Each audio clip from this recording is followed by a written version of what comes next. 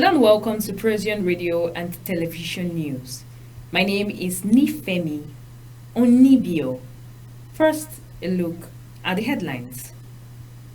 Court grants Abba Kyari bail for 2 weeks. Adopted Zamfara lawmakers' daughters freed after 17 months. Minister hails Lukman on historic European League win. UK general election to hold July 4th. And now full details of the news. The Federal High Court sitting in Abuja has granted permission to a detained Deputy Commissioner of Police DCP Abba Kyari, who is facing drug trafficking charge, to travel to his hometown to bury his mother.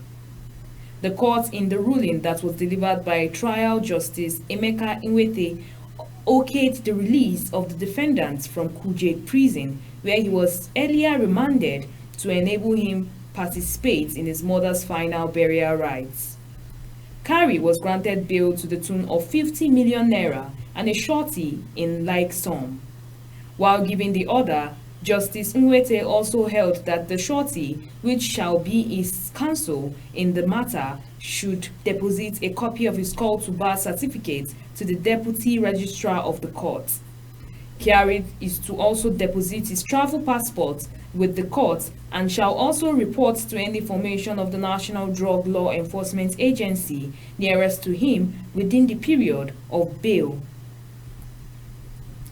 Kaduna State Governor Ubasani said estimated 700 babies die every day in the country, underscoring the urgent challenge of high maternal and child mortality rates in Nigeria.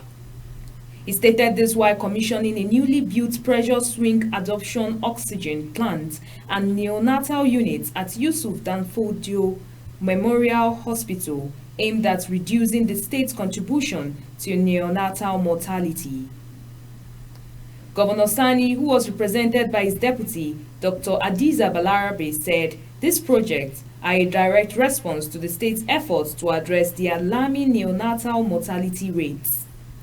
Governor Sani noted that Kaduna State has the highest neonatal mortality rate in the northwest of Nigeria.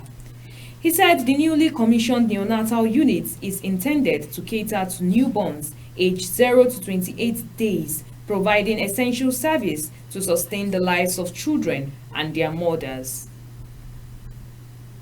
The Office of the National Security Advisor, in conjunction with the Nigerian Police Force, has secured the release of 2 daughters belonging to Zamfara State Member of the House of Assembly, Honorable Aminu Ado, after 17 months in captivity.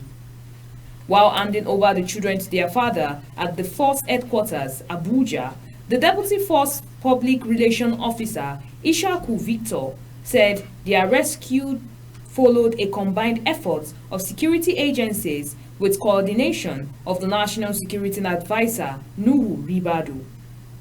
The police further said the children were abducted with their mother and other 2 siblings, but luckily the mother escaped with the other children. And now let's dive into the world of sports. The Minister of Sports Development, Senator John Nwa Eno, has showered praises on Super Eagles winger Ademola Lookman for his extraordinary performance in the European League final. Lookman scored a heroic hat-trick to help his Italian side Atlanta win their first European title in Dublin, Ireland. Nigerian Lookman's 3 goals secured a 3-0 victory for Atlanta against Bayer Leverkusen, ending the German side 51 games unbeaten run and marked the first ever hat-trick in a European League final.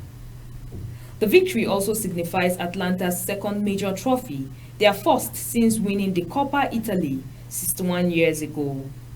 In his congratulatory message, Senator Eno praised Lookman's exceptional talents and dedication, which have brought immense pride to Nigeria.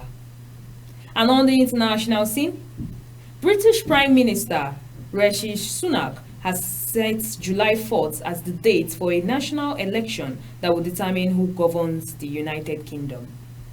The Prime Minister made the announcement in a rain-soaked speech outside 10 Downing Street as he bids to win a 5th term in office for the Conservatives Parliament in the UK will now be suspended on Friday before it is formally shut down on Thursday next week ahead of an official 5-week election campaign. Up next is the entertainment news. The federal government has approved the prohibition of money rituals and the glamorizing of vice in Nigerian films. Executive Director and CEO of the National Film and Video Censors Board, Shahibu Hussaini, disclosed this at a national stakeholders engagement on smoke-free Nollywood held in Enugu. The event was organized by the NFVCB and Corporate Accountability and Public Participation Africa. Movie producers, directors, and actors drawn from different parts of the country, as well as leaders of various guilds and associations in the Nigerian film industry, were present at the event. Hussaini said the sensitization program was to educate stakeholders on the dangers inherent in the consummation of smoking in Nigerian movies.